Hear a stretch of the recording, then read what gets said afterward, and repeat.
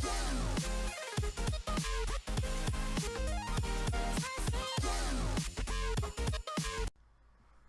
What's good, people? My name is Jesse, and welcome back to the Undercover Book Nerd. What's going on? Alright, today we're going to do Doctor Strange. I just saw it 2 days ago with my two little brothers. Really enjoyed it. I would say second best Marvel movie. Second best Marvel movie that's in the MCU. We're not gonna include Deadpool. I think Deadpool is just a little bit better than this, but it's not technically in the MCU. It's a Fox movie, so I think Iron Man 1, Doctor Strange 2. Okay, so it's a great movie. I was a little bummed that it was a little light. I just thought especially with the cast. I mean, Benedict Cumberbatch, Chiwetel Ejiofor, Tilda Swinton, Rachel McAdams. I mean, this is a fucking star-studded cast, right? So I thought they would have just doubled down on the drama, or at least made it just a little bit heavier. So, I mean, the jokes are funny. They're funny. They're very Marvel-y jokes, but that's fine. I can do it. I mean, I laughed during the jokes, okay? I thought it was funny, but I just thought it was going to be a little heavier. Alright. I'm not going to really do too much non-spoiler stuff. Go see the movie. Come back. Watch this. I'm just going to kind of just jump right in. We're just going to do spoilers. So if you haven't seen the movie, turn off this video. I mean, drop a like if you want to. Or turn off video. Whatever you want to do. Alright, let's jump into it. This is a really good step in the right direction for Marvel. Okay? We have a really good cast, like we talked about. And this movie is heavier than the other movies. And the stakes are there. It feels like there's legit stakes in this movie. Like, unlike in Civil War, where it felt like we're not going to kill anybody off here, who cares what's happening in this fight. It's kind of like a big sparring match instead of anything that's serious. This movie had some real weight, and I really enjoyed it. And the fact that they jump into Doctor Strange like really quick. I mean, this is an origin story, but we're only like 15 minutes as a doctor, and then he's already with the Ancient One, Tilda Swinton. So this movie's pacing is really fast. I mean, it's a short movie too. It's sub 2 hours. So I mean, this thing just kicked in and went fast. But it definitely is heavier than all the other Marvel movies. So I like that.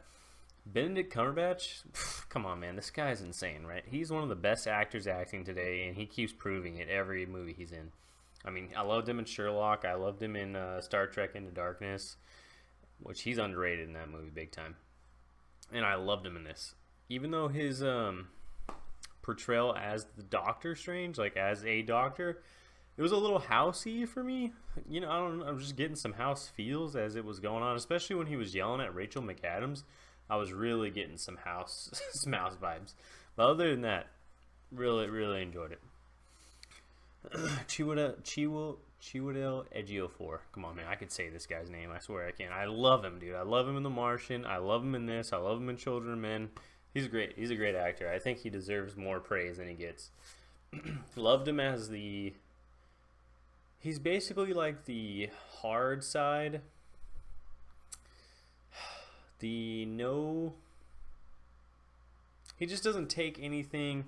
He takes everything at face value. He doesn't dig any deeper. Whatever people tell him, he believes them, and that's it, right? And he's got a really strict policy. Look, these are the rules. We don't break them. I don't ask questions about it, right? Like when Doctor Strange asks him, how old is the Ancient One? We don't ask. I don't care, right? You know what I'm saying? Whereas if he would have asked, he would have figured out that she was drawing power from the Dark One, right? Let's keep going down these actors because I really want to talk about them individually real quick, and then we'll jump into what I think about the movie. I like Mads Mikkelsen. I feel like he was fleshed out a little bit. I mean, we know what he is fighting for. He feels like everybody should have unlimited life, as the Ancient One has. But at times, it seems like he could have been a faceless villain. I mean, he could throw anybody in that role, and I wouldn't really have cared. Really love Benedict Wong.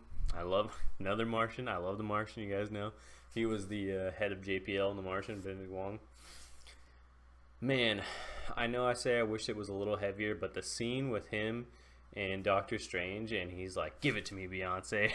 Who's Beyonce? And then the next scene, he's listening to Beyonce. Oh my God, hilarious! What a funny scene that is. Tilda Swinton. I don't really want to get into the whitewash thing too much. I do agree with what most people are saying, that it was supposed to be an Asian old man and we got a middle-aged white woman. Well, she's Celtic technically in the movie. So I don't want to get into that too much. I really liked her performance though. I thought she was great. I really felt like she was hard as a rock when she needed to be. Like when she first meets Doctor Strange, she's really hard ass. I mean, she's like doesn't want to teach him, and she's showing him this shit, and she doesn't care if it hurts him or anything, right? And then she really breaks down when she has the outer body experience with Doctor Strange. I forget what it's called when they jump out of their bodies.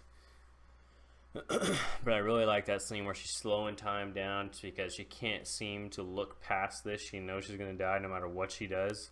Like she's changed her future so many times, but she can never see past this moment. I really like that. I mean, that really softened her up for me. I mean, at first she was just this really hard, badass woman. Her fight scenes are really cool and intense, especially when she was doing the Inception shit at the beginning and moving all the buildings. God, insane. But yeah, I really like the end where she's trying to stretch the last moment for as long as possible, and you see the helicopter flying by like super slow. Really like that. The only character that was wasted in this movie is Rachel McAdams, for sure. She deserves way better than this. I mean, the only scene that you really get to see her acting chops is the scene where Doctor Strange is yelling at her. He's yelling at her about how she cares too much, and you can see that she really does care. And I mean, Rachel McAdams is such a great actress. Like, people don't give her enough credit. You need to give her more meaningful roles other than hot doctor. You know what I'm saying? Like, or a girlfriend of the main character. That's just not fair, man. She deserves some better roles for sure.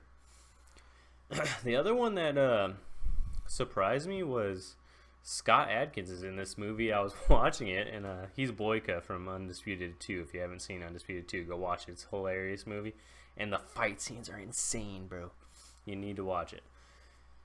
I was watching this movie, and the scene where he's fighting Doctor Strange, and they're in the places that they have to guard. The one that's in New York and the one that's in London. One's in China. I forget what they call him. He's fighting him, and he does his signature move that he does in all his movies. He played Deadpool in the original Wolverine movie. He didn't play Deadpool. He was the stunt actor who did Deadpool's moves in the original X-Men movie, where you see Deadpool is sew his mouth shut. And he also does Undisputed. And his signature move is he spins up and then he back kicks a guy. And I saw that. I turned to my brother. I'm like, dude, this guy think he's like Boyka or something. And I go to the IMDb and it's freaking Scott Adkins. So shout out to Scott Adkins, man. Insane stunt man. And he's a pretty decent actor too. He's in lots of good movies. I really like the Undisputed movies. And the other thing was seeing Benjamin Bratt as the crippled guy who channels his magic to walk. You don't get that reveal until later in the movie. You think that she sells him some bullshit about his cells regenerated, and that's how he walks. But in reality, he's constantly using his magic to walk, which is insane. Super awesome. Really like that. And then I liked him in Ride Along 2 as well, so I recognize him from Ride Along 2. I just saw it recently. I'm like, what is this guy doing in this little cameo? So I think they're setting him up to do something bigger in the future, especially since he has the after credit scene with Chiwetel Ejiofor. We'll talk about that a little bit later. All right, let's jump into the plot. I really like how we just jump right into Doctor Strange's arc right from the beginning. I mean, you see a little bit that he's an insanely good doctor, right? You see it. You see he free hands a bullet out of a guy's head who they were already taken to the morgue. So he's an insane doctor, right? Like better than House, we're talking here. And you see he's a cocky guy as well, right? Really hard, headstrong and smart and really cocky. He drives his freaking Lamborghini like 100 miles an hour up the cliff, and you get the feeling when he races out of the garage and he's driving through New York, you're like, wow, it's putting me on edge a little bit. Why is he driving like that? And then you realize it's because they're setting you up for he's gonna crash. So he crashes. And you see his hand go in the dash, which is a nice touch. You see that his hand gets injured in the crash, and then you're like, okay. And he wakes up, and both his hands are all freaking messed up, and he's not gonna be able to operate anymore. That's obvious from the shot, right? And you can see he's just devastated. And he's blaming it on everybody else and not himself. So he goes through all these experimental surgeries trying to get his hands back because he's nothing without his hands. In his mind, he's nothing without his hands. So he finds Benjamin Pratt and he asks him, how can you walk? You're uncurable, you know? And he goes, look, go to Tilda Swinton in this place, right? And then be enlightened. So he goes, and at first he's not buying it. And then she sends him through all the multiverse and shows him like what he has no idea about. And then he's like, teach me. And that's that scene from the trailer. And you're like, oh shit, this is gonna how it started. But they just kick him out, which was a nice like build up and then subversion. Like, hey, we're gonna teach you. No, we're not. Get your ass out of here, right? So then he bangs on the door for like 12 hours, and they finally let him in, which I thought was curiously rewarding to see him out there forever, and they finally let him in. I really like the effects in this movie. I mean, we're talking about like what, probably a year alone in special effects. Just like maybe they shot the movie 2 years ago and they spent a whole year on special effects. This is a guess, but I'm assuming that's probably pretty correct. The special effects are insane. There's no doubt about it. I really enjoy watching Doctor Strange learn, because you can tell he's got a gift up here. You know, like he's got a super good memory and he can just take in information really fast, and he learns really fast. I also like the part where Tilda Swinton takes him to Mount Everest and like, hey, most people won't last 30 minutes up here, but most likely you won't last 5. And then that's what gives him enough a way to let go so he can get back, and he gets back. And I thought that was pretty awesome. And then when she comes back, Chiwetel Ejiofor was like, not again. Right? So I thought that was pretty funny. Like I said, I really like the movie. I like it a lot, and I just wish it was a little bit heavier, because especially the scene where he's in Mount Everest and he's getting ready to go home and he's trying to get the circle thing right. I thought that they were about to make a joke right there, because that's how it's been. It's been a jokey tone. So I thought they were gonna make a joke about him trying to get it. And when you're dealing with something like magic, okay, I don't think they actually call it magic in this, but it's magic, okay. When you're dealing with something like magic, you have to take it seriously, otherwise it totally takes you out of the movie. So when you're making jokes about magic, it's hard to take it seriously. So I was glad to see that they did take the magic stuff very seriously. I also really enjoyed when he first discovers the timepiece and he's doing his little bullshit and he gets it on the first try. You really get to see that, like, all those books he's been reading, he can really do this stuff, because his mind is so far advanced that he can just learn. The scene with the cloak, when he first gets the cloak and that saves him, God, hilarious. Especially when the cloak is pulling him and he's like doing the fucking Running Man and he can't stop. And it points to this cage thing, and this cage thing like makes this guy do the robot as it freaking attacks him. I thought that was hilarious. I don't think anybody else laughed at that part other than me. I just thought that was some good physical humor. Also loved it when the cloak got around Scott Adkins and was bashing his head in over and over and over again. Great scene, hilarious. So I guess in wrapping this up, I could definitely do a more in-depth spoiler review on this as well, if that's something you want to see. But in summary, I would say this movie is, definitely the second best in the MCU. Benedict Cumberbatch is perfect as Doctor Strange. I love the rest of the cast. And let's talk about Chiwetel Ejiofor for one more second, because I really love the post-credit scene, because it's setting him up as a villain as he takes out the he goes, oh, there's too many sorcerers, and he takes the magic from Benjamin Pratt, and you're like, wait, what? You can do that. So he's set up as a villain, and I love that he's going to be a villain in the next one. And I also really like the scene. Let's talk about the ending a little bit too.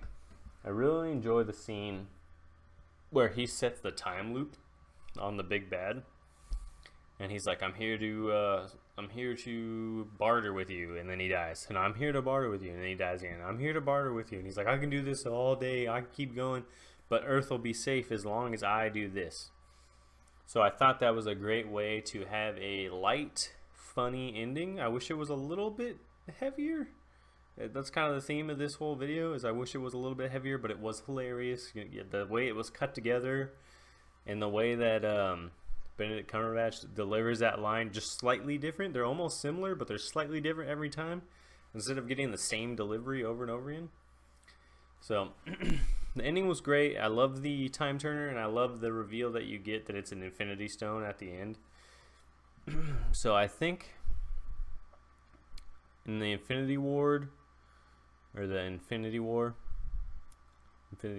that they're gonna find a way to take that away from him, because I think he's too strong, to be honest. So I hope that to be able to control time, I mean, that's just like a get out of jail free card. That's why J.K. Rowling destroyed the time turners, because it's a freaking get out of jail free card for everything. So I hope that either it gets destroyed or Thanos gets it or something like that. So in summary, I really like the movie. Go watch it. I'm gonna go watch it again for sure. We're gonna have a Harry Potter theory up on the channel maybe tomorrow. So look forward to. Like the video. If you haven't dropped a like on any of my videos, please like it. Share the video, because us book nerds got to stick together. And I'll catch you on the flip side later, guys.